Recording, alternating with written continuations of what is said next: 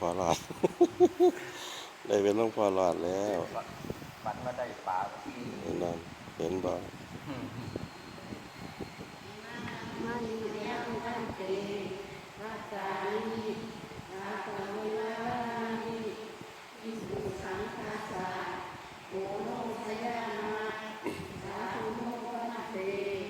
อิสุสังโฆอิมานิวัจจานินาคาวิลานิอภิทันหาตุตัมมาตังอิทาตังสุขายะสุขายะได้แก่พระสงฆ์ผู้เจริญข้าพระเจ้าทั้งหลายขอน้อมถวายซึ่งภัตตาหารกับทั้งบริวารทั้งหลายเหล่านี้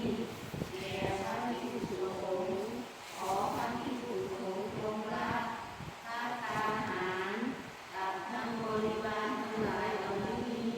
ของข้าพระเจ้าทั้งหลายเพื่อประโยชน์และความสุขความเจริญแก่พวกข้าพระเจ้าทั้งหลายและญาติของข้าพระเจ้าทั้งหลายและปิยชนทั้งหลายมีดามาลาติต้นด้วยที่ว่าไปแล้ว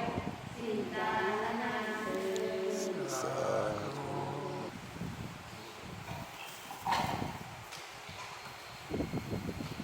ว่างเลยยาย